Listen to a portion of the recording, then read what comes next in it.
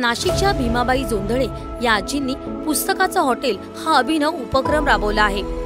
75 वर्षीय जोंधळे आजींनी आपल्या हॉटेलमध्ये रुचकर जेवणाबरोबरच ज्ञानरूपी पुस्तकांचा ठेवा जोपासला आहे। पोटाची भूक भागवण्याबरोबरच त्या ज्ञानाचीही भूक भागवतात। वाचन संस्कृती वाढावी आणि रुजावी हा त्यामागचा उद्देश असल्याचं आजी सांगतात। तरुण पिढी एवढी मोबाईलच्या आहारी जात, एका कुटुंबातले जर 4 मेंबर आले, कोणी कोणाशी संवाद साधित नव्हतं। मग त्याच्याकरता मी मेनू कार्ड कमी केले, पुस्तक टेबलावर आणले।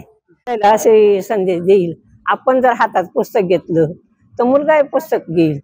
मोबाईल कमी करायचा, मुलाला जवळ बसवायचं, आपणही पुस्तक वाचायचं, मुलगा पण पुस्तक वाचेल असा महिलाला संदेश देईल। मी अब्दुल कलामच्या जन्मदिवशी मोफत पुस्तक वाटते।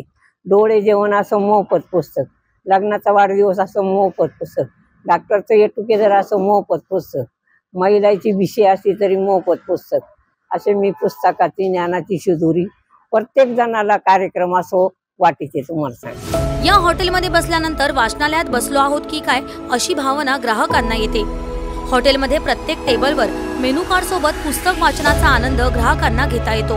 त्याचबरोबर हॉटेलच्या भिंती कवितांच्या ओळी, प्रख्यात लेखकांच्या आठवणी, नाशिकच्या धार्मिक आणि पर्यटन स्थळांची ओळख करून देतात। पण इथं बघितलं तर हॉटेल कमी आणि ग्रंथालय जास्त आहे, विविध विषयांवरील पुस्तकं आहे। आणि सगळ्यात चांगली गोष्ट म्हणजे आपण टेबलावर बसलो इथं आपल्याला वेगळ्या विषयावरची पुस्तकं मिळतात आणि तिथं विषयाला काही हेच नाही, अगदी सर्व प्रकारचे शिवाजी महाराजांपासून गांधी, नेहरू, कादंबऱ्या, कविता, सगळ्या प्रकारची पुस्तकं इथं वाचायला मिळतात आणि बंधन नाही, किती वेळ तुम्ही वाचू शकता, बसू शकता।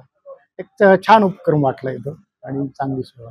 माझा जो काही वेळ आहे, जो ऑर्डर दिल्यानंतर ऑर्डर आली आणि माझा जो काही वेळ आहे तो वाचला, त्यामुळे मला अतिशय आनंद झाला। त्याचबरोबर खाता खाता मी वाचत होते आणि वाचता वाचताही मी खात होते। हा आनंद मला प्रत्यक्ष त्या ठिकाणी अनुभवायला भेटला। परिस्थितीतून माणूस घडत जातो हे आजीबाईंच्या व्यवसायानं दाखवून दिलं। चहाची टपरीपासून सुरू झालेल्या व्यवसायाचं पुढे हॉटेलमध्ये रूपांतर केलं। व्यवसायाला व्यवहार न मानता सेवाभाव मानून आजी आज यशस्वीरित्या हा व्यवसाय करत आहेत। डॉक्टर बाबासाहेब आंबेडकरांनी दिलेली वाचाल तर वाचाल ही शिकवण जोंधळे आजींनी सत्यात उतरवली आहे। लेटेस्ट अपडेट्स और ताजा तरीन खबरों के लिए TV1 इंडिया लाइव को सब्सक्राइब कीजिए और नोटिफिकेशन पाने के लिए बेल आइकॉन को दबाना मत भूलिए।